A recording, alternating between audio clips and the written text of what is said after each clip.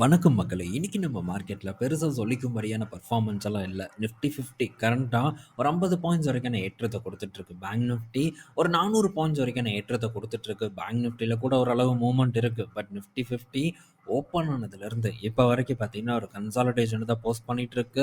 So இன்னும் பார்த்தீங்கன்னா, ஒரு 1 1/2 மணி நேரம் இருக்கு. ஏதாச்சும் ஒரு அப்சைட் மொமெண்டம் நடக்குமா நிஃப்டி 50லங்கிறத நம்ம வெயிட் பண்ணி பார்க்கணும். ஸோ இன்னைக்கு வங்கி பங்குகள் ஓரளவு டீசென்ட்டான பெர்ஃபார்மன்ஸ குடுத்துட்டுருக்கு.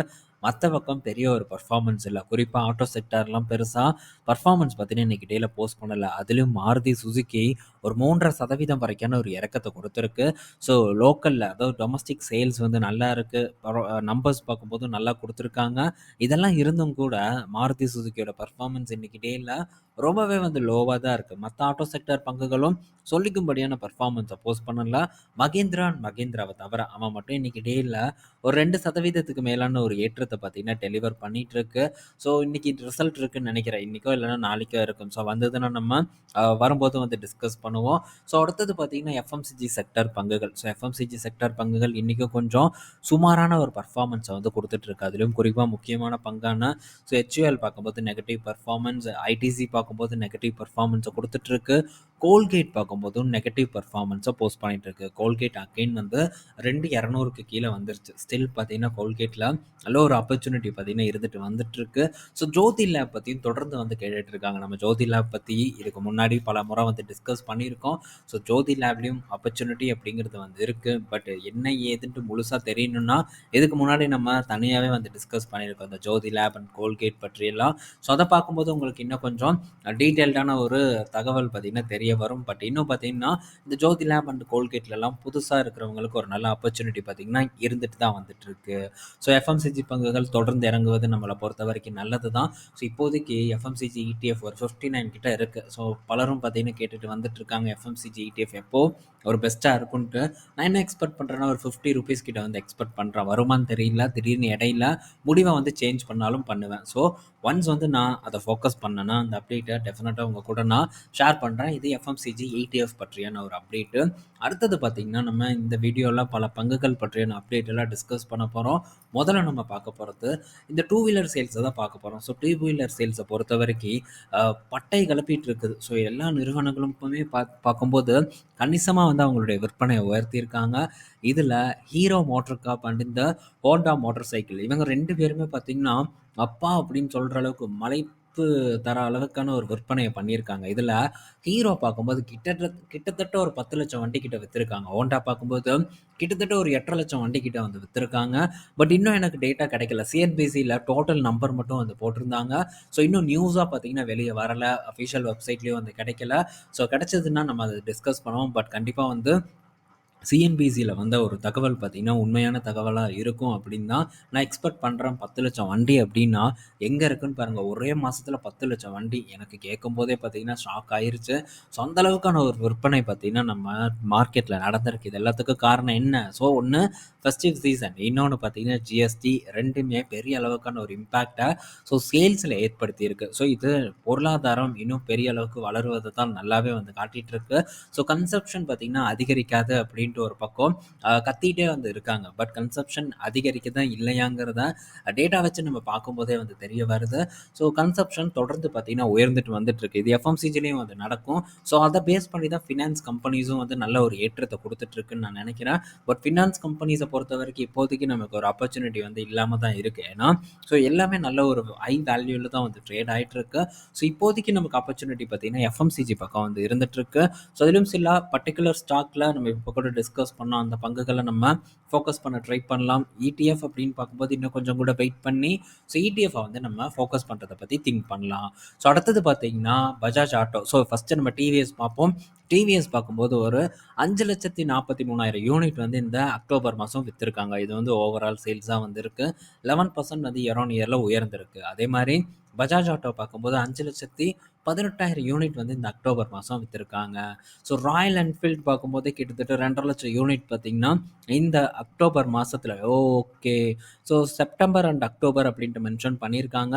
ஸோ அக்டோபர் மாதத்தில் மட்டும் பார்க்கும்போது ஒரு 1,24,951 யூனிட் பார்த்தீங்கன்னா இந்த ராயல் என்ஃபீல்டு வந்து விற்றுருக்காங்க. ஸோ நல்ல ஒரு நம்பர்ஸ் தான். இந்த Royal Enfield and Bajaj and TVS motor எல்லாமே வந்து டெலிவர் பண்ணியிருக்காங்க. ஸோ அடுத்த டேட்டா வரட்டும். ஸோ வந்ததுக்கப்புறம் ஹீரோ மோட்டார் கப் உறுதியாக அந்த 10,00,000 வண்டி, அதாவது 9,92,200 வண்டியை விற்றுருக்காங்களாங்கிறத பார்த்துட்டு திரும்ப நம்ம டிஸ்கஸ் பண்ணுவோம். ஸோ அடுத்தது பார்த்தீங்கன்னா எக்விட்டா ஸ்மால் ஃபினான்ஸ் பேங்க் கிட்ட இருந்து அப்டேட் வந்திருக்கு. ஸோ ஈக்விட்டா ஸ்மால் ஃபினான்ஸ் பேங்க் இன்னைக்கு ஒரு 6% வரைக்கான ஒரு ஏற்றத்தை கொடுத்துருக்கு. என்ன காரணம்னு கேட்டால் ஹெட்லைனை வந்து பாருங்கள். ஸோ உங்களுடைய ஸ்ட்ராங்கான Q2 பர்ஃபார்மன்ஸ்னால ஏறி இருக்கு அப்படின்னு வந்து போட்டிருக்காங்க. ஸ்ட்ராங்கான பர்ஃபார்மன்ஸாக கொடுத்துருக்கு. ஸோ ரொம்ப எப்பவும் போல் சுமாரான ஒரு வீக்கான ஒரு பர்ஃபார்மன்ஸை தான் இந்த ஈக்விட்டாஸ் வந்து கொடுத்துருக்கு. பட் இருந்தாலும் ஸோ ரீசன் ஏதோ ஒரு ரீசனை வச்சு இந்த மாதிரி பங்குகள் எல்லாத்தையும் பார்த்தீங்கன்னா நல்லா தூக்கி கொண்டு போயிட்டு இருக்காங்க. ஸோ நம்பர்ஸை பாருங்கள்.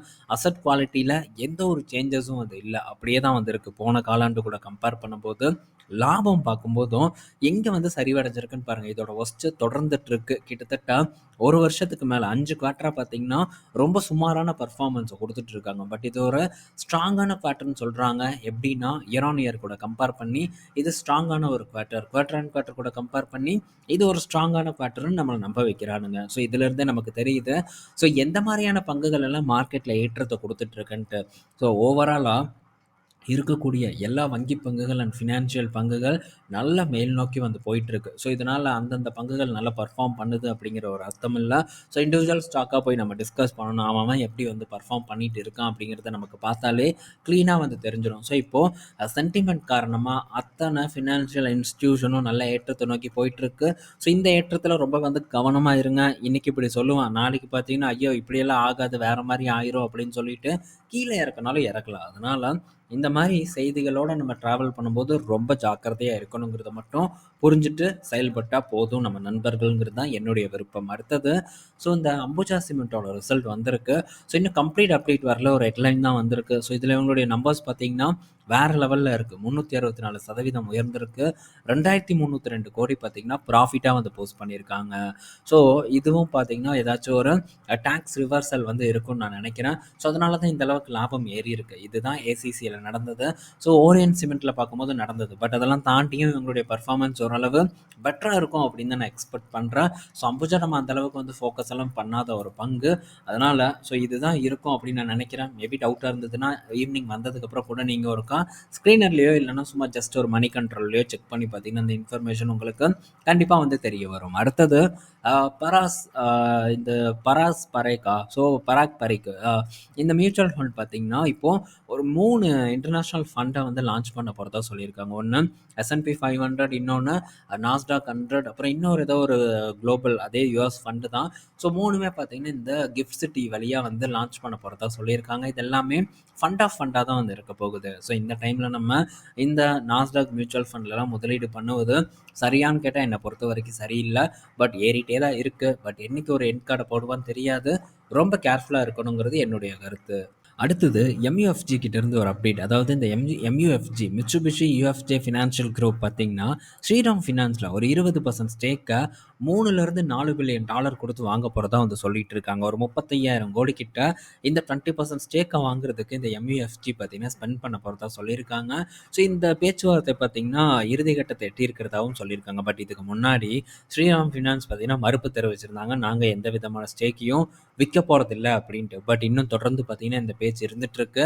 ஸோ ஆரம்பத்தில் ஸ்ரீராம் ஃபினான்ஸ் இப்படி சொல்லிவிட்டு மேபி அவங்க விற்றாலும் விற்கலாம் அவங்களுடைய பங்குகளை அப்படின்னு தான் நான் வந்து எக்ஸ்பெக்ட் பண்ணுறேன். பட் என்ன நடக்குதுங்கிறத வெயிட் பண்ணி பார்ப்போம். ஸோ குளோபல் நிறுவனங்கள் பார்த்திங்கன்னா நம்ம நாட்டில் இருக்கக்கூடிய ஃபினான்ஷியல் கம்பெனிஸ் அண்ட் இந்த ஹாஸ்பிட்டல்ஸ் இது ரெண்டையும் குறி வச்சு பார்த்திங்கன்னா வாங்கிட்டு இருக்காங்கங்கிறது நமக்கு தெளிவாக தெரியுது. இதுக்கு முன்னாடி நம்ம பல அப்டேட் பார்த்தோம். ஹாஸ்பிட்டல் பங்குகளை பார்த்திங்கன்னா இந்த ஃபினான்ஷியல் நிறுவனம், அதாவது வெளியே இருக்கக்கூடிய இன்வெஸ்டர்ஸ் வந்து தொடர்ந்து வாங்கிட்டு இருந்தாங்க. இப்போது இந்த ஃபினான்ஷியல் நிறுவனங்களையும் பார்த்திங்கன்னா வெளிநாட்டு நிறுவனங்கள் வாங்கி கொண்டு வந்துட்டு இருக்காங்க. ஒவ்வொருத்தன் பார்த்திங்கன்னா ஒவ்வொருத்தன் மேலே ஏறி உட்காந்து அவனோட சொந்தமாக ஆக்கிட்டு வந்துட்டு இருக்கான். ஸோ இதுக்கு பின்னாடியெல்லாம் என்ன ஒரு விஷயம் இருக்குது அப்படிங்கிறது நமக்கு இன்னும் உறுதிப்பட வந்து தெரியல. பட் இது ஒன்று மட்டுமே போதாது. இதுக்கப்புறம் மார்க்கெட்டில் தொடர்ந்து இந்த பங்குகள் ஒரு நல்ல பர்ஃபார்மன்ஸை கொடுக்கும் அப்படிங்கிற ஒரு கேரண்டிக்கு ஸோ இப்போதைக்கு இது ஒன்று நடக்குது. இந்த இடத்துல மேபி ஏதாச்சும் ஒன்று நடக்கலாம். பட் இருந்தாலும் நமக்கு இந்த இடத்துல வேல்யூ இன்வெஸ்ட் பண்ணுறதுக்கான ஒரு வாய்ப்பு இப்போ இல்லை அப்படிங்கிறத மட்டும் நம்ம தெளிவாக வந்து புரிஞ்சுக்கணும். ஸோ ரொம்ப கேர்ஃபுல்லாக இருக்கணும். மேபி இங்கேருந்து இது ஏறாதான்னு கேட்டால் ஏறலாம். ஆனால் ஸோ என்னென்ன வேணால் நடக்கலாம், ரிஸ்க் இருக்குது. ஸோ இந்த இடத்துல வாங்கிட்டு நீங்கள் நல்லா ஏறும் அப்படின்னு நினைக்கலாம். பட் அதுக்கப்புறம் கீழே இறங்கிருச்சுன்னா என்ன பண்ணுறதுன்னு தெரியாத ஒரு சூழ்நிலையில் மாட்டுறதுக்கான வாய்ப்பு அதிகமாக இருக்குது. அதனால தான் நம்ம இதை தொடர்ந்து தொடர்ந்து டிஸ்கஸ் பண்ணிகிட்டே வந்துட்டுருக்கோம். ஸோ ரொம்ப கேர்ஃபுல்லாக இருங்க. அடுத்தது பார்த்தீங்கன்னா வருண் பிவரேஜ் கிட்ட இருந்து ஒரு அப்டேட்டு. ஸோ வருண் பிவரேஜ் பார்த்தீங்கன்னா பெப்சிகோ கிட்ட ஒரு பேச்சுவார்த்தை நடத்திட்டு இருக்காங்க. என்னன்னா, ஸோ இந்த ஹார்ட் ட்ரிங்க்ஸ் இப்போதைக்கு அவங்க சாஃப்ட் ட்ரிங்க்ஸ் தான் வந்து வித்துட்டு இருக்காங்க. ஸோ ஆல்கஹால் கண்டென்ட் வந்து கம்மியாக இருக்கக்கூடிய ட்ரிங்க்ஸை வந்து விற்கிறதுக்கான ஒரு பேச்சுவார்த்தை போயிட்டு இருக்கு. ஸோ பண்ணுவாங்களா அப்படிங்கிறது நம்ம பொறுத்திருந்து பார்க்கணும். இந்த செய்தியின் காரணமாக வருண் பிவரேஜில் ஏதாச்சும் ஒரு பர்ஃபார்மன்ஸ் இருக்கான்னு பார்த்தா ஒரு 1% கிட்ட ஒரு ஏற்றம் வந்து நடந்திருக்கு. பட் பத்தாது, லாஸ்ட்டாக ஒரு நல்ல ஏற்றத்தை கொடுத்து திரும்ப கரெக்ஷனை கொடுத்துட்டு இருந்தது. ஸோ அகைன் ஒரு 400க்கு கீழே வரும்போது நம்ம இதில் ஏதாச்சும் ஒரு ஆப்பர்ச்சுனிட்டி இருக்கான்னு வந்து பார்ப்போம். ஏறிடுச்சுன்னா ஃப்ரீயாக விட்டுருவோம், ஒன்றும் பிரச்சனை இல்லை. ஸோ ஆல்ரெடி ஆப்பர்ச்சுனிட்டிஸ் கொஞ்சம் நிறையா தான் இருக்குது. அதுவே வந்து நம்ம டக்குன்னுலாம் வந்து ஏறி எக்ஸிட் பண்ணுறதுக்கான ஒரு வாய்ப்பு இல்லை.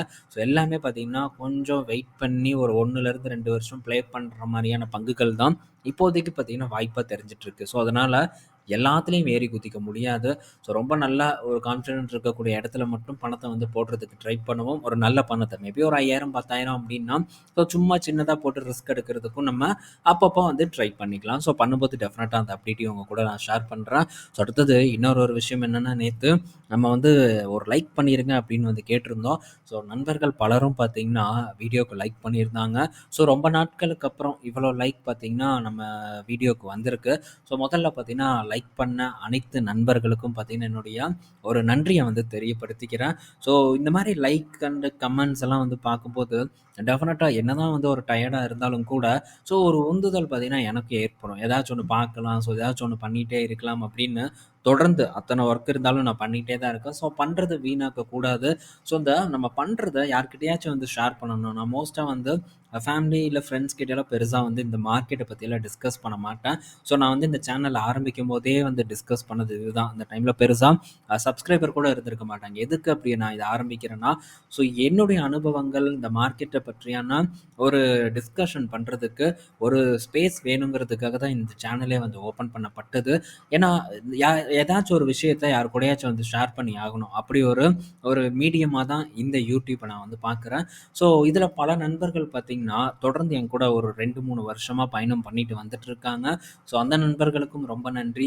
இனிமேல் வரக்கூடிய நண்பர்களுக்கும் ரொம்ப நன்றி இந்த இடத்துல நான் தெரியப்படுத்திட்டு, ஸோ தொடர்ந்து பார்த்திங்கன்னா இது உழைக்கக்கூடிய வயசு, உழைச்சிட்டே வந்து இருப்போம், நல்ல இடத்துக்கு போவோம் அப்படிங்கிறத சொல்லிட்டு இந்த வீடியோவை நான் முடிக்கிறேன். ஸோ இந்த வீடியோ பயனுள்ளதாக இருக்கும்னு நான் நினைக்கிறேன். பயனுள்ளதாக இருந்ததுன்னா லைக் பண்ணிடுங்க. புதுசாக வர நண்பர்களுக்கும் பயனுள்ளதாக இருந்ததுன்னா லைக் பண்ணிவிட்டு நம்ம சேனலை சப்ஸ்கிரைப் பண்ணுங்கள். ஈவினிங் நம்ம இன்னொரு வீடியோவில் மீட் பண்ணுவோம். பாய் மக்களே.